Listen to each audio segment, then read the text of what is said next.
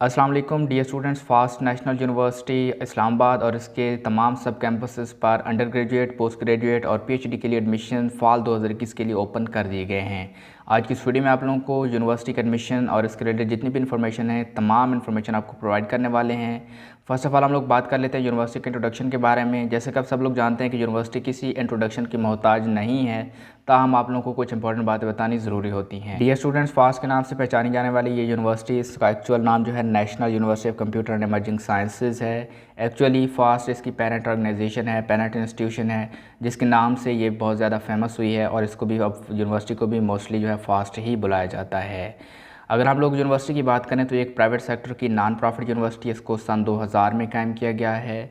इसके मुख्तलिफ सब कैंपसेस भी मौजूद हैं। इसका मेन कैंपस इस्लामाबाद में वाक़ है, ताहम इस्लामाबाद के अलावा लाहौर, कराची, चनियोट जो कि फैसलाबाद में वाक़ है, और पेशावर कैंपस भी इसका है।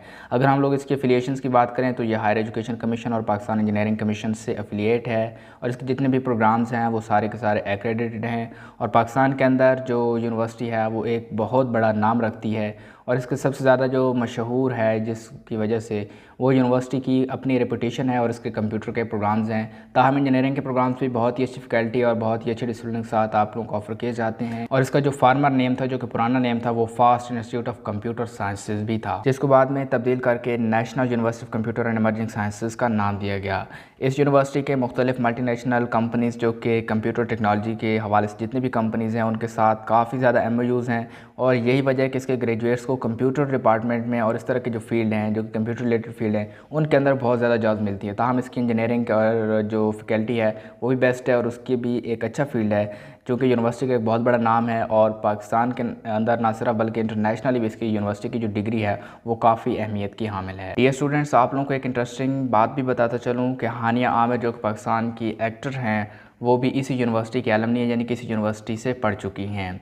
इसके अलावा अगर एडमिशन शेड्यूल की बात करें तो फ़ाल 2021 के लिए एडमिशन शेड्यूल रिलीज़ कर दिया गया है।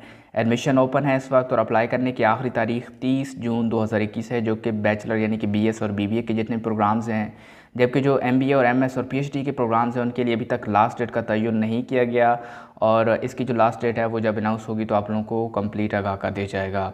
इसके अलावा जो शेड्यूल है MBA और MS और PhD के लिए, उनका टेस्ट, मेरिट लिस्ट और इस तरह की जो चीज़ें हैं उनके लिए अभी तक कोई शेड्यूल जारी नहीं किया गया। ताहम यूनिवर्सिटी के जो मास्टर और PhD के प्रोग्राम्स होते हैं वो भी साथ ही ओपन होते हैं। इस दफ़ा थोड़े से इनको लेट किया गया है, एडमिशन ओपन कर दिए गए हैं, लेकिन अभी तक इसका हतमी जो शेड्यूल है मास्टर्स और PhD के लिए वो फ़ाइनल नहीं किया गया। लेकिन इस वक्त जो अंडर ग्रेजुएट का जो शेड्यूल है वो लास्ट डेट जो है वो 30 जून 2021 है और जो टेस्ट हैं वो 21 जून से स्टार्ट हो रहे हैं और मेरिट लिस्टें जो हैं वो 5 जुलाई 2021 से लगनी स्टार्ट हो जाएंगी। इसके अलावा आप लोगों को ये भी बताता चलूँ कि यूनिवर्सिटी के लिए एडमिशन के लिए तमाम प्रोग्राम्स के लिए, अंडर ग्रेजुएट, पोस्ट ग्रेजुएट और PhD के प्रोग्राम्स के लिए, हर प्रोग्राम में एडमिशन के लिए एंट्री टेस्ट ज़रूरी है और यूनिवर्सिटी ख़ुद अपना एंट्री टेस्ट लेती है। इसके अलावा और भी काफ़ी सारे एंट्री टेस्ट जो हैं वो यूनिवर्सिटी एक्सेप्ट करती है, उनके बारे में आप लोगों को आगे चलकर आगाह करते हैं एलिजिबिलिटी क्राइटेरिया में। डियर स्टूडेंट्स, इस शेड्यूल में कोई रद्द-बदल भी हो सकता है। यूनिवर्सिटी चाहे तो अपनी लास्ट डेट एक्सटेंड कर सकती है। तमाम इन्फॉर्मेशन जितनी भी यूनिवर्सिटी की तरफ से लेटेस्ट रिलीज़ की जाएंगी आप लोगों को इस चैनल के ऊपर प्रोवाइड की जाएंगी। आप चाहें तो हमारे चैनल सब्सक्राइब कर सकते हैं ताकि आपको तमाम इन्फॉर्मेशन टाइमली मिलती रहे। डियर स्टूडेंट्स, अगर आप लोगों के साथ एलिजिबिलिटी क्राइटेरिया शेयर करें तो अंडर ग्रेजुएट प्रोग्राम्स के लिए तमाम ऐसे तलबा भी अप्लाई कर सकते हैं जो सेकंड ईयर में इस वक्त पढ़ रहे हैं या जो फर्स्ट ईयर में प्रमोट हो चुके हैं, और जिन तलबा के इम्तहानात नहीं हुए और वो इम्तहानात का इंतज़ार करें वो तमाम तलबा अप्लाई कर सकते हैं, चाहे वो इम्प्रूवमेंट वाले हैं या चाहे वो किसी और शक्ल में अपने रिज़ल्ट का इंतज़ार कर रहे हैं, वो अप्लाई कर सकते हैं। इसके अलावा तलबा के पास एंट्री टेस्ट के लिए 3 ऑप्शन मौजूद हैं। अगर स्टूडेंट चाहें तो फास्ट यूनिवर्सिटी का अपना एंट्री टेस्ट भी दे सकते हैं और अगर चाहें तो NTS का जो NET होता है वो भी उसकी बुनियाद पर भी अप्लाई कर सकते हैं।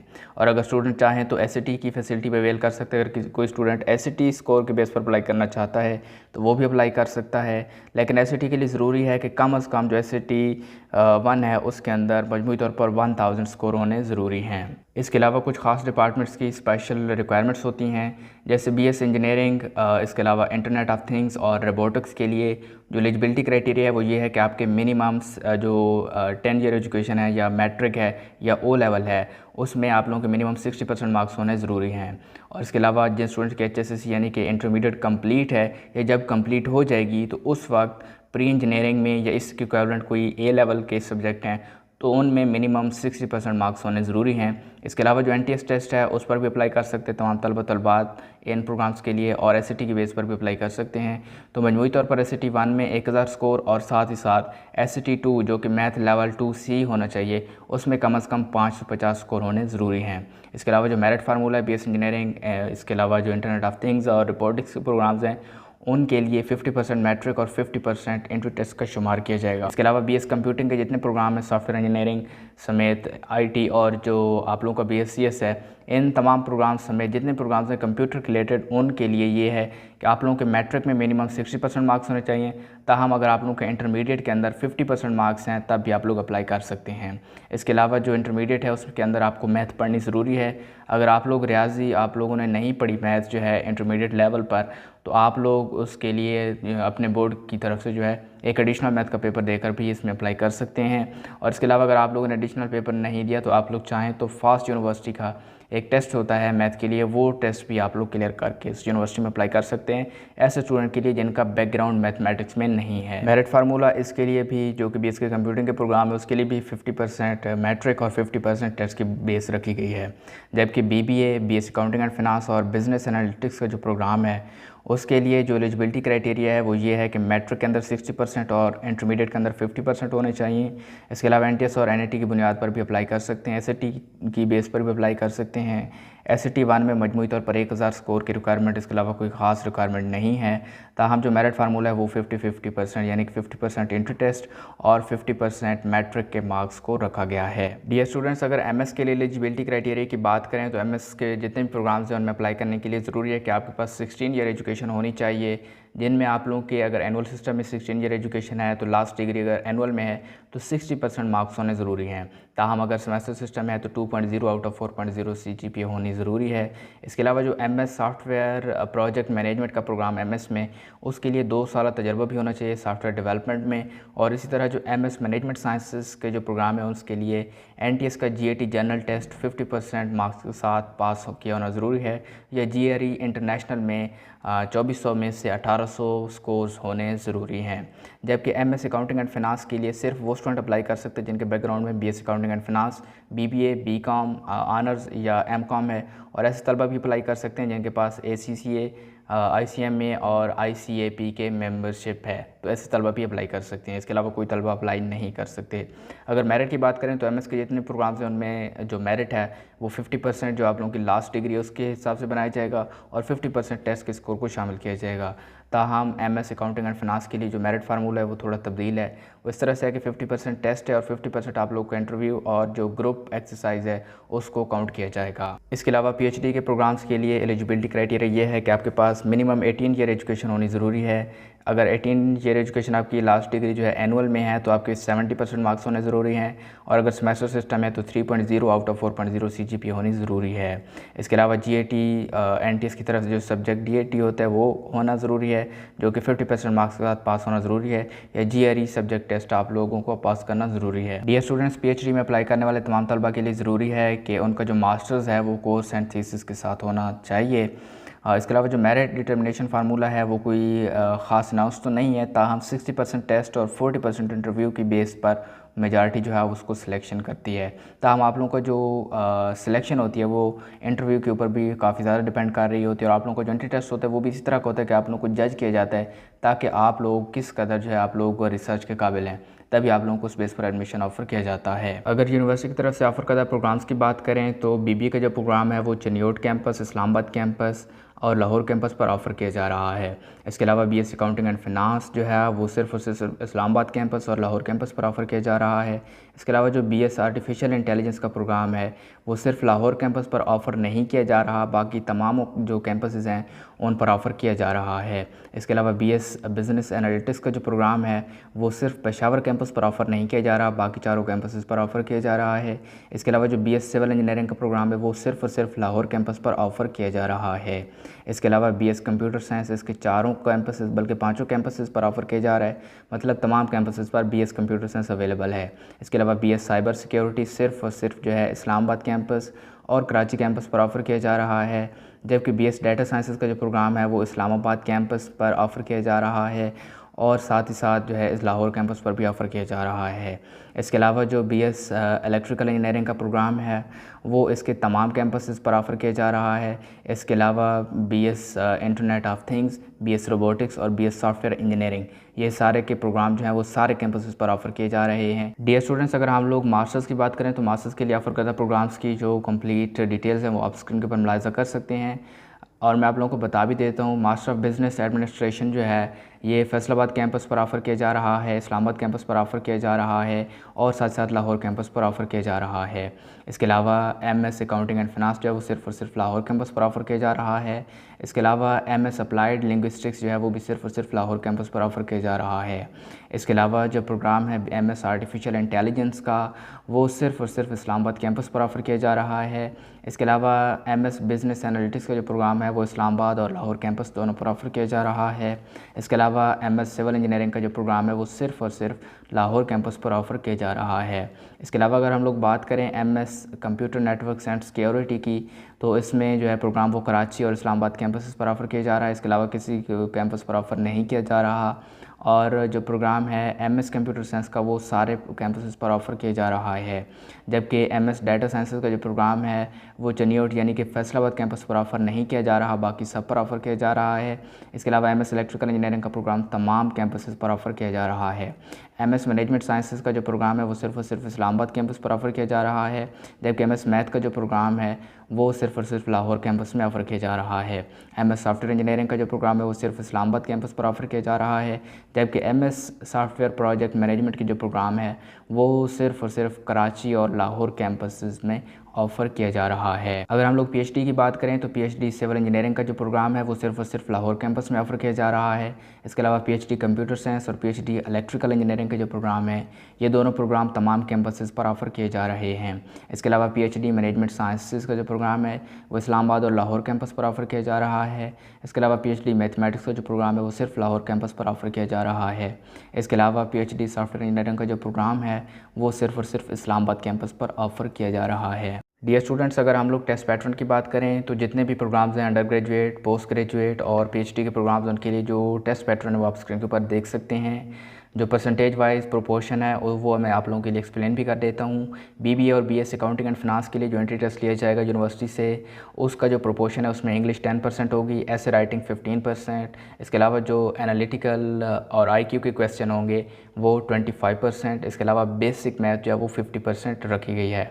इसके अलावा जो है जितने भी स्टूडेंट हैं जो BScs और इसके अलावा जो है इंजीनियरिंग के तमाम प्रोग्राम्स के लिए अप्लाई करना चाहते हैं, उनके लिए जो एंट्री टेस्ट रखा गया है वो इस तरह से रखा गया कि उनमें 10% इंग्लिश, ऐसे राइटिंग जो है वो उसमें नहीं होगी। और जो आप लोगों के एनालिटिकल और IQ के क्वेश्चन होंगे वो 20% होंगे। इसके अलावा जो बेसिक मैथ है वो 20% और एडवांस मैथ जो है वो 50% रखी गई है। इसके अलावा जो MBA का प्रोग्राम है उसके लिए जो प्रोपोर्शन है वो इस तरह से कि 10% इंग्लिश, 30% ऐसे राइटिंग, 20% एनालिटिकल IQ और जो 20% है वो क्वान्टिटेटिव और जो 20% है वो जो बेसिक किस्म की जो क्वेश्चन होते हैं, ठीक है, तो उस तरह के होंगे। इसके अलावा बाकी तमाम जो मास्टर्स के प्रोग्राम हैं उन तमाम प्रोग्राम्स के लिए MS के लिए जो एंट्री टेस्ट का पैटर्न है वो कुछ इस तरह से होगा कि 5% उसमें इंग्लिश, 10% ऐसे, 20% एनालिटिकल या IQ और इसके अलावा जो है 10% जो है एडवांस मैथ होगी, 40% जो है वो स्पेशलाइजेशन के फील्ड में से, यानी कि जिस फील्ड के अंदर आप जा रहे हैं उसी के रिलेटेड क्वेश्चन होंगे, ठीक है। तो इसके अलावा जो है 15% आप लोगों के क्वांटिटेटिव का शामिल होगा।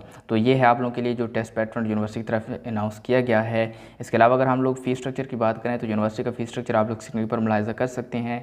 यूनिवर्सिटी की तरफ से एडमिशन फ़ीस जो है वो 20,000 रखी गई है, यानी कि आपको एडमिशन टाइम जो है वन टाइम पे करना होगा 20,000।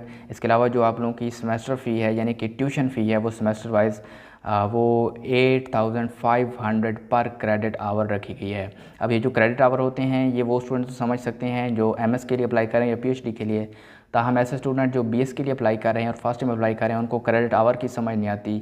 ऐसे स्टूडेंट जो है वो चाहते हैं कि उनको सेमेस्टर वाइज फ़ी का पता चले। तो क्रेडिट आवर एक्चुअली कोर्स का लोड होता है और मेजॉरिटी जो यूनिवर्सिटियाँ हैं उनका कोर्स लोड पर सेमेस्टर 18 क्रेडिट आवर होता है, जो कि नॉर्मल एक का है। और कुछ यूनिवर्सिटियाँ 16 और 15 पे भी आ जाती हैं और कुछ यूनिवर्सिटियाँ इससे अबव भी चली जाती हैं, ठीक है। तो एक जो नॉर्मल या जो एक मीडियाकर फ़ी है, मतलब कि एक एवरेज जो फ़ी है आप लोगों की पर सेमेस्टर सिर्फ ट्यूशन फ़ी, वो बीएस के जितने भी प्रोग्राम्स हैं या बीबीए या इस तरह के जो अंडर ग्रेजुएट के प्रोग्राम्स हैं उनके लिए तकरीबन 1,50,000 से लेकर 1,65,000 के दरमियान वेरी करती रहेगी ट्यूशन फ़ी। इसके अलावा जो एमएस के प्रोग्राम्स हैं उनके लिए अगर हम लोग सेमेस्टर वाइज बात करें तो उसकी तकरीबन 1 लाख से लेकर 1,10,12,14,000 तक जो है वेरी कर सकती है। चूँकि क्रेडिट आवर्स दिए गए हैं तो ये बाद में डिपेंड करता है कि आप लोगों का जो कोर्स है, यूनिवर्सिटी जो है वो आप लोगों के पहले सेमेस्टर के अंदर कितना कोर्स लोड रखती है या अगले सेमेस्टर में कितना कोर्स लोड रखती है।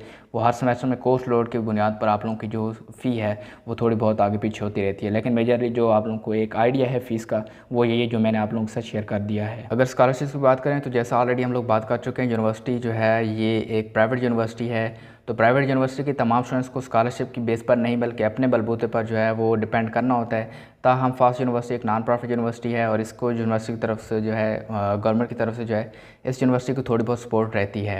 यूनिवर्सिटी खुद भी तलबा की सपोर्ट करती है और इस तरह से करती है कि ऐसे तमाम तलबा जिन्होंने बोर्ड के अंदर कोई पोजीशन ली होती है उन तमाम बोर्ड्स को लेकर हर बोर्ड की 3-3 पोजीशन वाले जो स्टूडेंट होते हैं, पहली 3 पोजीशन में से अगर आपकी कोई पोजीशन है तो आप लोगों की जो फुल ट्यूशन फ़ी है वो ऑफ कर दी जाती है पूरी डिग्री के लिए।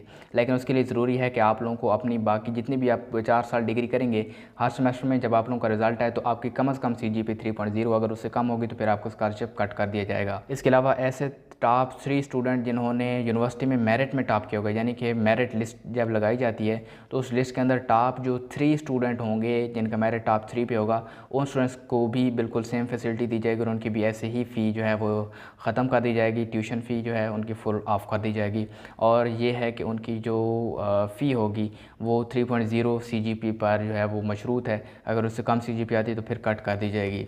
ऐसे ही यूनिवर्सिटी को जो है मुख्तलिफ़ किस्म के और भी स्कॉलरशिप मिलते हैं, जिनमें MS और PhD के लिए कुछ स्कॉलरशिप हैं जो कि HEC की तरफ से अवेलेबल होती हैं। इसके अलावा PIF की तरफ से 42 स्कॉलरशिप दिए जाते हैं यूनिवर्सिटी को, जो कि उसमें उसके तमाम कैंपसेस पर अवेलेबल होते हैं, ठीक है। तो यूनिवर्सिटी किसी भी कैंपस पर जो अप्लाई करते हैं स्टूडेंट्स उनको अवेलेबल होंगे। इसके अलावा सिंध गवर्नमेंट और बलूचिस्तान गवर्नमेंट एंडोमेंट फ़ंड से भी कुछ स्कॉलरशिप दस्तयाब होते हैं। इसके अलावा MCB, अल फलाह बैंक और जो इस्लामी बैंक है उसकी तरफ से तमाम तलबा को जो है इस यूनिवर्सिटी के तलबा को स्पेशली जो है वो लोन भी अवेलेबल होते हैं जो कि आपको वापस करने होते हैं। इसके अलावा यूनिवर्सिटी ख़ुद भी बग़ैर सूद के कर्ज़े देती है। यूनिवर्सिटी की एक ऑर्गेनाइजेशन है जिसका नाम फास्ट है, वो जो है तमाम तलबा को जो इसके अंदर पढ़ते हैं बग़ैर सूद के कर्ज़े देती है तालीम के लिए, और फिर जब आप लोग अपनी डिग्री कंप्लीट कर लेते हैं तो वो कर्ज़े जो है उनको आप वापस करते हैं अक़सात पर, यानी कि किस्तों पर आप लोग उनको वापस करते हैं, लेकिन वापस वो पूरा करना पड़ता है। तो मैं आप लोगों को यही रिकमेंड करूँगा कि अगर आप लोग ये सोच रहे हैं कि यूनिवर्सिटी में जाकर जो है आप लोगों को सही किस्म का या HEC की तरफ से कोई अच्छा स्कॉलरशिप लग जाएगा, तो ये इंतहाई कम चांसेस होते हैं क्योंकि स्टूडेंट ज़्यादा होते हैं और स्कॉलरशिप यूनिवर्सिटी की तरफ से इंतहाई कम होते हैं, क्योंकि प्राइवेट यूनिवर्सिटी और फ़ी काफ़ी ज़्यादा है तो इतने बड़ी फ़ी और स्कॉलरशिप जो है कोई भी ऑर्गेनाइजेशन नहीं देती। ताहम इसके अलावा बाकी जितनी प्राइवेट ऑर्गेनाइजेशन की तरफ से स्कॉलरशिप आते हैं वो सारे के सारे स्कॉलरशिप अवेलेबल आप कर सकते हैं, लेकिन गवर्नमेंट की तरफ से इनके अलावा आपको कोई और स्कॉलरशिप नहीं मिलेगा। अगर हम लोग मेरिट की बात करें तो आप लोगों को पता होगा कि लास्ट टाइम भी इसका मेरिट जो है काफ़ी हाई था, लेकिन उसकी एक रीज़न भी थी कि एंट्री टेस्ट नहीं रखा गया था, तभी मेरिट काफ़ी हाई चला गया। लेकिन इस दफ़ा भी मेरिट जो है वो काफ़ी ऊपर जाएगा, लेकिन पिछले साल की निस्बत ये उम्मीद की जा रही है कि इतना ज़्यादा नहीं जाएगा। ताहम इसके मेरिट के ऊपर आप लोगों के लिए एक स्पेशली डेडिकेटेड वीडियो बनाऊंगा जिसमें आप लोगों को प्रीवियस मेरिट्स और जो एक्सपेक्टेड मेरिट हैं 2021 के वो आपके साथ शेयर करूंगा ताकि आप लोगों को अंदाज़ा हो जाए। तो आप लोग सब्सक्राइब कर लीजिएगा ताकि आप लोगों को जो ही मैं वीडियो अपलोड करूँ तो उसका नोटिफिकेशन मिल जाए। इसके अलावा पाकिस्तान की बाकी तमाम नामवर यूनिवर्सिटीज़ के एडमिशन के रिलेटेड और मेरिट्स के बारे में आपके साथ और अप्लाई करने के मुकम्मल तरीक़ाकार आप लोगों के साथ शेयर किए जाते हैं। इसके अलावा अगर हम लोग अप्लाई करने की बात करें तो यूनिवर्सिटी में एडमिशन के लिए आप लोगों को सिर्फ और सिर्फ ऑनलाइन ही अप्लाई करना होगा। ऑनलाइन अप्लाई करने का मुकम्मल तरीक़ाकार step by step online form filling method आप लोगों को इस चैनल के ऊपर आई बटन में वीडियो नज़र आ रही है, इसके ऊपर क्लिक करके भी ऑनलाइन अप्लाई कर सकते हैं। ये नीचे डिस्क्रिप्शन में लिंक मिल जाएगा, वीडियो को फॉलो कीजिएगा। ईच एंड एवरीथिंग हर एक स्टेप आप लोगों को लाइव ऑनलाइन करके दिखाए ताकि आप लोग बड़ी आसानी के साथ अपने मोबाइल कंप्यूटर से खुद घर बैठकर अप्लाई कर पाएँ। डियर स्टूडेंट्स, मुझे उम्मीद है इस वीडियो ने आपकी कुछ ना कुछ हेल्प की होगी और आप लोगों को कुछ ना कुछ यूनिवर्सिटी के एडमिशन के बारे में समझ ज़रूर आ गया होगा। ताहम अगर आप लोगों को किसी और किस्म का कोई क्वेश्चन है तो आप लोग कमेंट करके पूछ सकते हैं। मैं कोशिश ज़रूर करूँगा कि आप लोगों को कमेंट्स का रिप्लाई करूँ। खैर, मिलते हैं किसी और वीडियो में, तब तक अपना बहुत सारा ख्याल रखिएगा। मेरी तरफ से सब लोगों को अल्लाह हाफिज़।